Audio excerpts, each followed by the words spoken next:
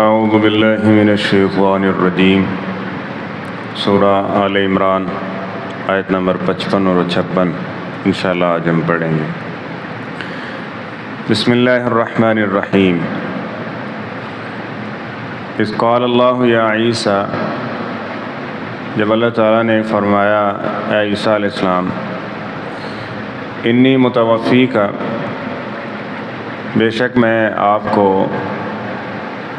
صحیح سالم قبض کرنے والا ہوں، ورافعک الیہ، اور اپنی طرف بلند کرنے والا ہوں، اٹھانے والا ہوں، ومطہرک من الذین کفروا، اور پاک کرنے والا ہوں ان لوگوں سے جنہوں نے کفر کیا ہے، وجاعل الذین اتبعوک، اور بنانے والا ہوں ان لوگوں کو جنہوں نے آپ کی پیروی کی ہے، فوق الذین کفروا، ان لوگوں پر غالب جنہوں نے کفر کیا ہے، الی یوم القیامہ، قیامت کے دن تک، ثم الی مرجعکم، پھر میری طرف تم سب کا لوٹنا ہوگا، فاحکم بینکم، میں تمہارے درمیان فیصلہ کروں گا، فیما کنتم فیہ تختلفون، اس میں جس میں تم اختلاف کیا کرتے ہو،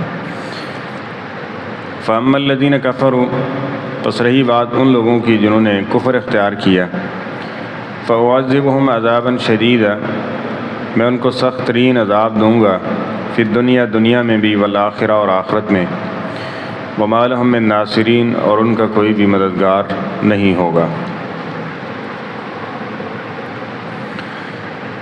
جناب عیسیٰ علیہ السلام کے خلاف یہودیوں کا پروپوگنڈا، سازش اور تدبیریں جو ہیں یہ عروج پر ہے، حتیٰ کہ جناب عیسیٰ علیہ السلام کو شہید کرنے کے پورے منصوبے بن چکے ہیں، اور اس وقت جناب عیسیٰ علیہ السلام اپنے حواریوں سے عہد لے رہے ہیں کہ تم نے اللہ کے لیے مدد کرنی ہے، اللہ کے دین کی، اور اس کو آگے پھیلانا ہے، اور جناب عیسیٰ علیہ السلام کو پھر اللہ تعالیٰ کی یہ جو تدبیر تھی اس کی خبر دی گئی، جس کا ذکر ان آیات میں ہے کہ یہ یہودی اپنے منصوبے میں کامیاب نہیں ہوں گے، کہ جو آپ کو شہید کرنا چاہتے ہیں، پھانسی پر چڑھانا چاہتے ہیں، ایسا نہیں ہوگا، بلکہ ہم آپ کو صحیح سالم اٹھا لیں گے۔ متوفیک، توفا یا توفا سنا ہے نا، اس کا مطلب کیا ہوتا ہے؟ پورا بدلہ دے دینا، کہ قیامت کے دن جس طرح اللہ تعالیٰ نے فرمایا کہ جو آئیں گے ہم ان کو پورا ان کا بدلہ دیں گے، تو اس لیے یہ توفا یا توفا یہ لفظ استعمال کیا گیا، تو یہ اسی سے اسم فاعل کا صیغہ ہے کہ ہم آپ کو قبض کرنے والے ہیں، سارے کے سارے مکمل، یعنی روح اور بدن کے ساتھ اٹھانے والے ہیں۔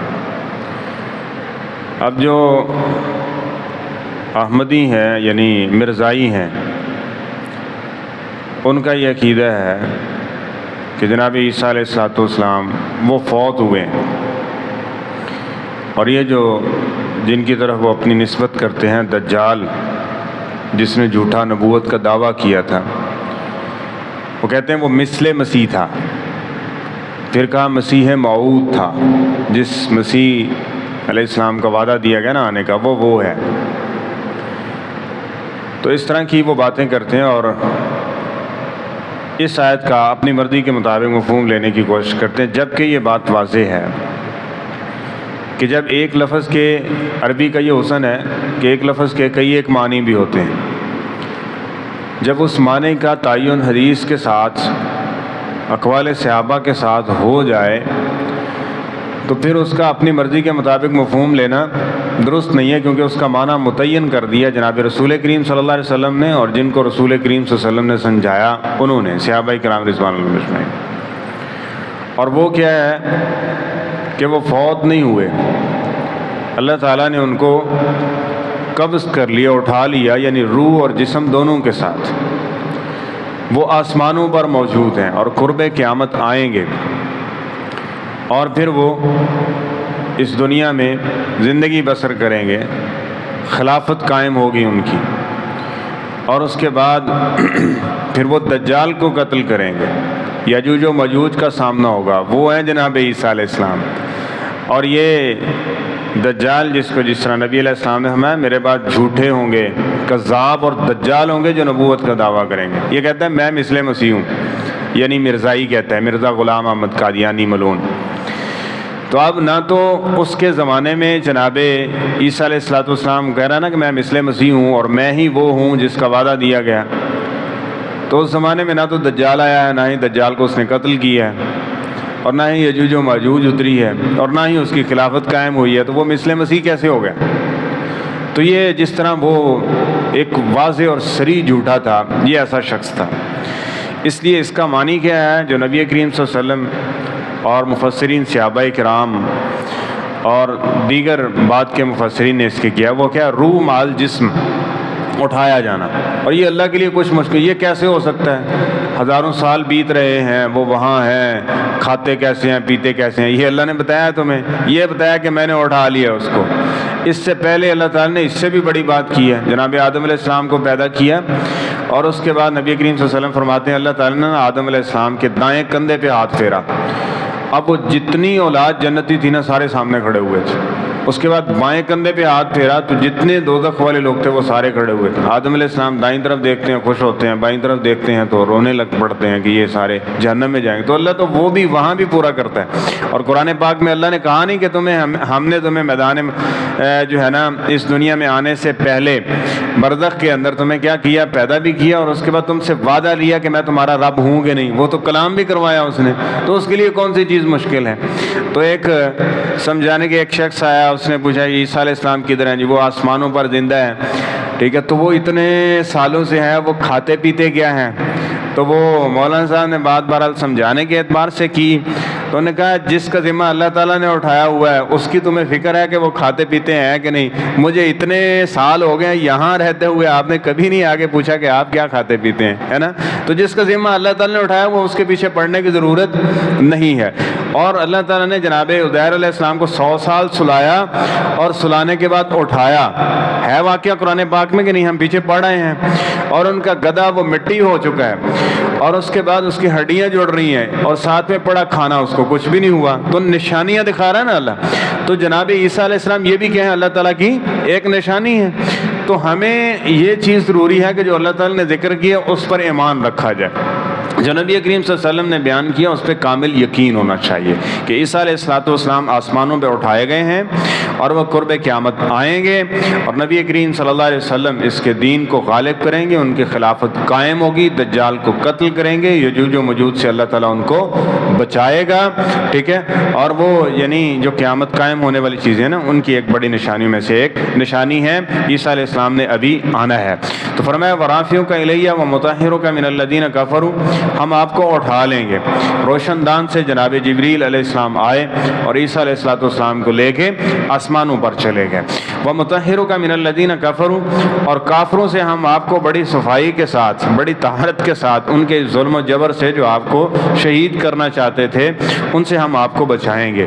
وَجَاعِلُ الَّذِينَ اتَّبَعُوكَ، اور اس کے بعد فرمایا کہ یہ بھی ہے کہ جو آپ کو ماننے والے ہیں نا، آپ چند ایک لوگ تھے، 12 14 17 یا 70 کے لگ بھگ، یہ مفسرین نے ذکر کیا کہ اتنے لوگ تھے جب عیسیٰ علیہ السلام کو اٹھایا گیا، صرف ماننے والے، لیکن اس وقت یہود کی اکثریت تھی۔ تو اللہ تعالیٰ نے ایک پیشین گوئی فرمائی کہ ایسے ہوگا کہ اب قیامت تک کے لیے تمہارے جانے کے بعد عیسائی کیا ہوں گے؟ یہودیوں کے اوپر غالب ہوں گے۔ پھر وہ دن گیا، ان کی آپس میں بڑی شدید ترین لڑائیاں، یہ تو بھول جائیں گے آپ اگر تاریخ پڑھیں گے نا کہ یہ کس قدر ظالم اور جابر ہیں، اور عیسائیوں نے یہودیوں کے ساتھ کیا کیا، اور پھر یہودیوں نے عیسائیوں کے ساتھ، اور پھر دوبارہ عیسائیوں نے یہودیوں کے ساتھ کیا کیا۔ اب پوری دنیا میں ایک سٹیٹ ہے یہودیوں کی، اور اس نے جینا آرام کیا ہوا ہے سب کا۔ یہ شرارتی قسم کے اور انبیاء کے دشمن اور یہ بدتینت سے لوگ ہیں کہ جنہوں نے اس طرح سے ایسا کیا ہے۔ اور پھر یہ اللہ تعالیٰ نے بطور عذاب فرمایا کہ اب قیامت تک کے لیے عیسائی یہ کیا ہیں؟ یہ ان پر غالب رہیں گے۔ آج عیسائیوں کی کئی ایک سلطنتیں ہیں، اور عیسائی اس وقت جو دنیاوی مذاہب ہیں ان میں سب سے زیادہ ہیں، اور یہودی چند کروڑ یعنی 2 کروڑ کے لگ بھگ اس دنیا میں موجود ہیں۔ تو اللہ تعالیٰ کا وعدہ دیکھ لیں اور قرآن کی سچائی دیکھ لیں، اور محمد الرسول اللہ صلی اللہ علیہ وسلم کی سچائی صدق کو امانت دیکھ لیں کہ آج وہ وعدہ کس طرح کھل کے سامنے آ رہا ہے کہ آج کی دنیا میں بھی اس قدر ہونے کے باوجود بھی وہ عیسائی جو یہودی ہیں وہ مغلوب ہیں اور عیسائی جو ہیں وہ ان کے اعتبار سے غالب ہیں۔ تو فرمایا کہ ہم اس کو قیامت تک، اور قیامت تک ایسے ہی رہے گا۔ ثم الی مرجعکم فاحکم بینکم فیما کنتم فیہ تختلفون۔ باقی یہ اختلاف ہے، اختلاف ختم نہیں ہوگا، یہ آزمائش ہے، شیطان موجود ہے، ایسا کرتا رہے گا۔